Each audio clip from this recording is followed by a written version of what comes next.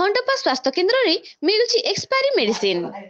ओडिशा सरकार को double engine धमाका गोटे पर निरामय योजना रे रोगी को मागणारे औषध वितरण करा जाउथिबा बेले अन्यपटे रोगी को मागणारे समय अतिक्रांत होई जाइथिबा मेडिसिन वितरण करा जाइथिबा अभियोग हेउची।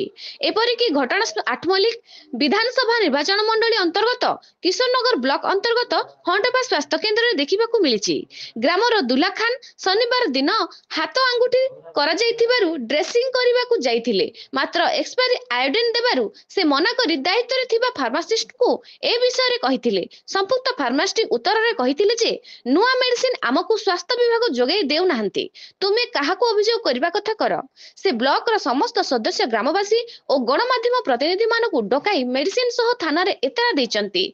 ए संपर्क रे गणमाध्यम प्रतिनिधि माने अनुगुल जिला मुख्य चिकित्सालयकारी गौरी शंकर बड़ंकू जोगाजोग करबाकू से कहिथिले। एहार एक उच्च स्तरीय तदंत करा जिवो। परे अनुगुल जिला चिकित्सालय एक प्रतिनिधि दल और किशोरनगर गोष्ठी स्वास्थ्य केन्द्र मेडिकल ऑफिसर जो त्रिपाठी घटनास्थल में पहुंची तदारख करने को फार्मासिस्ट को टेबुल उपर एक्सपायरी मेडिसिन रो विराट पहाड़ गदा होइथिबार देखिबाकू पाइचंती।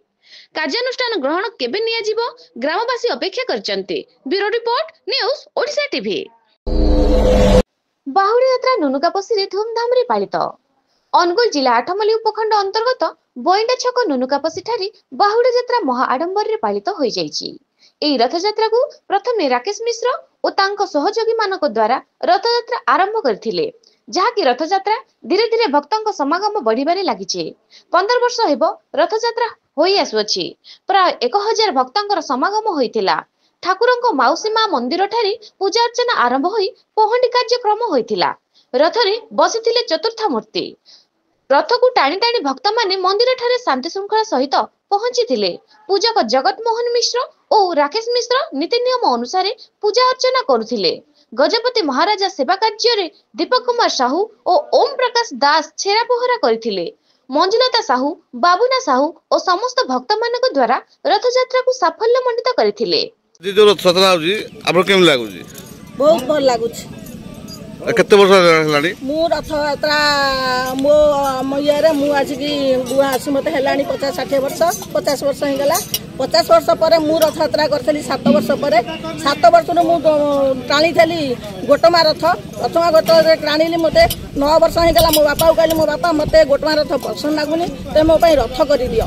मो हरणटाळ छकरी मर्मतुंद सड़क दुर्घटना।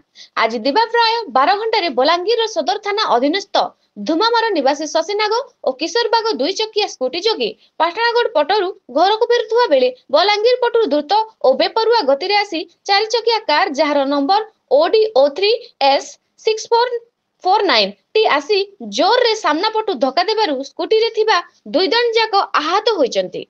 किशोरबागंकर डाहाण गोड़ भांगी रक्ताक्त होइची। सदर पुलिस दुर्घटना स्थान को जाई कार रे बसिथिबा जणे वृद्ध मध्य आहत होइथिबारु उभय को चिकित्सा पाई बलांगीर भीमभोई मेडिकल कॉलेज और हॉस्पिटल को एम्बुलेंस जोगे पठाइथिले। किशोरबाग अवस्था गुरुतर हेबारु तांको बुला स्थानांतरित करा जायछि। सदर पुलिस दुर्घटना स्थान को जाई ठीक समय रे एम्बुलेंस सेवा जोगाई दैछि। बलांगीर पश्चिम ओडिशा ब्यूरो मुख्य विनायक मानंद न्यूज ओडिशा टीवी।